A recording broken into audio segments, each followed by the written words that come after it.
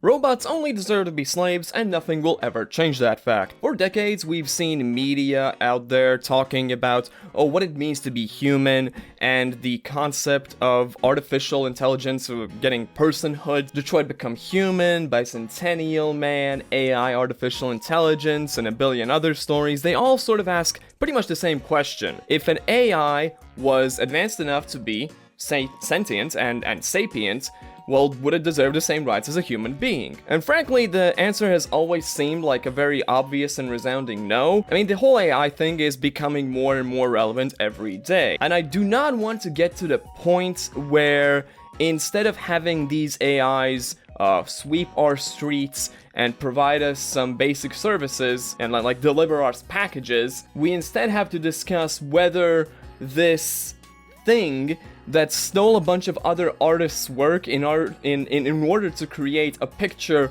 of a Victorian woman with giant chesticles should be allowed to vote.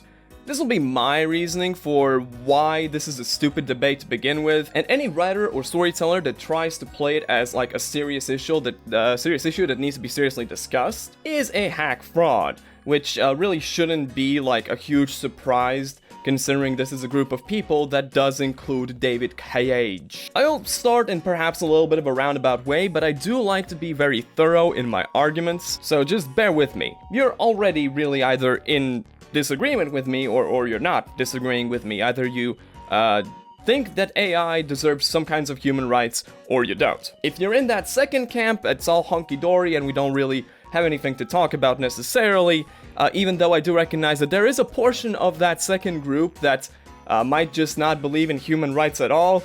That's not the discussion I want to have today.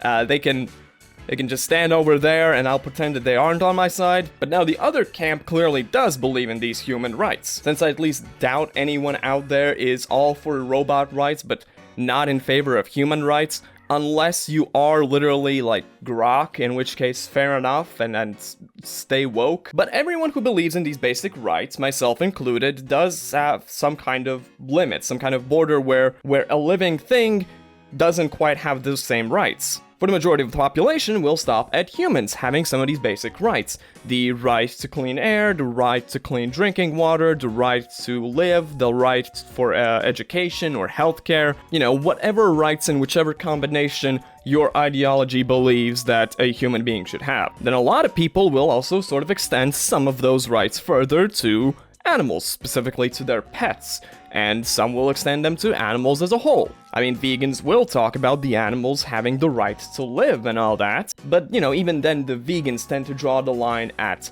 plants. Unless they've figured out photosynthesis, of course. Plants are very much still alive up until the point that these green-eating monsters cut their lives short to make a salad. What I'm trying to say here is that the further you get from human beings and our level of sentience and sapience, you'll see fewer people talking about living things having rights, and when they do talk about them having rights, they'll talk about, less of them. Hardcore animal rights activists will be all for liberating the beef cows from the plantations and farms, but they probably don't want their bovine friends enrolling in the same universities as they do. Now, if we move on to machines, we can go basically in the opposite direction here. No one really would be clamoring for the right to their toaster to free speech, or for a Roomba to become president. Even the most devout AI-worshipping tech bro douchebags out there, they'll use the most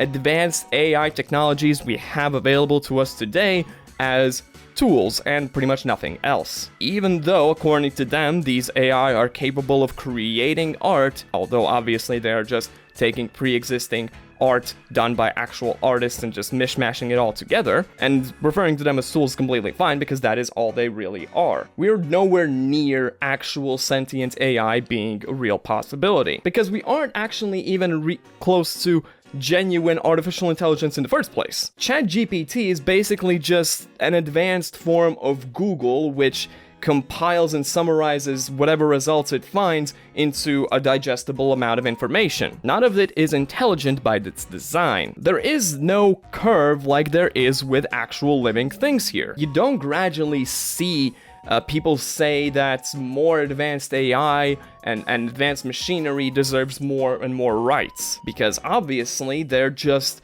pieces of metal or plastic running on code. When it comes to these AI rights and what makes a human stories, in fiction there tends not to be that graduality either. You're either a humanoid robot with full sentience, full sapience, and then you deserve all the same rights as a human being, since you have emotions and free will, or you're any other kind of robot and you deserve none of that. Robot humans apparently deserve the same rights as a real human, but a robot dog does not deserve the same benefits and rights as a regular dog might have. Oh, but emotions, Walter, those are the real tickets. If a machine was capable of not just mimicking human emotions, but genuinely actually feeling them, that would make it human enough and deserving of rights, right? No, because it stops feeling those emotions the instant you switch up some ones to zeros. Or even more poignantly, if a robot has been programmed to feel such emotions as grief and rage and joy and fear at certain stimuli, you can then shuffle those stimuli around, and that same robot would now get attacked violently and feel kinda hungry.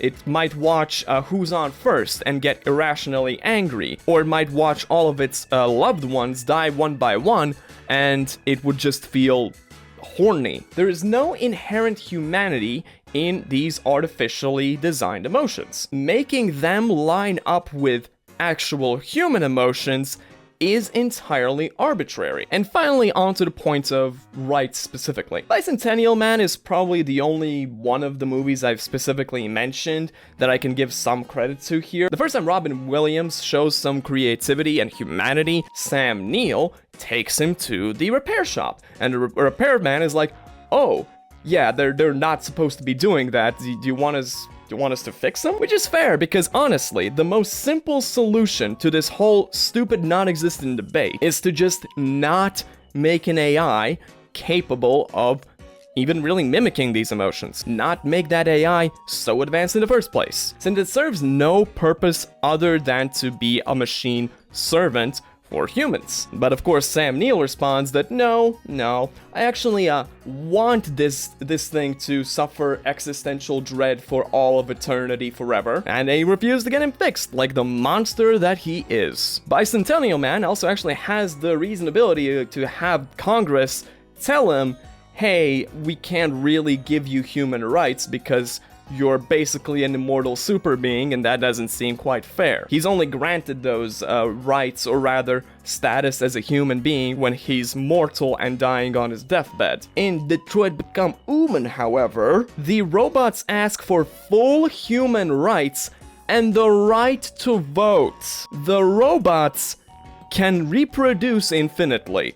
You know, that story is not a Blade Runner 2049 situation where that whole thing is like up for grabs, right? They can just make more of themselves. And this scene just before they start requesting these rights, one of the robots has hacked multiple other robots into having free will by just touching them, and suddenly they do everything he wants. He fucking hacked them. That is not a story about human rights. That is not an allegory for slavery or segregation. That, Mr. Cage, is the start of goddamn Skynet. There's actually no real specific reason that I decided that I should record this video. I just like rambling about things, and I hate AI, but I especially hate any attempts at giving AI like humanity and pretending that it has any humanity inherently to it. I despise that, and I will die fighting in the robot wars in like 20 to 30 years. I'm prepared for that. It's the hill I'm ready to die on, but like I might actually end up dying on a hill. So I'll see you next time though, when I talk about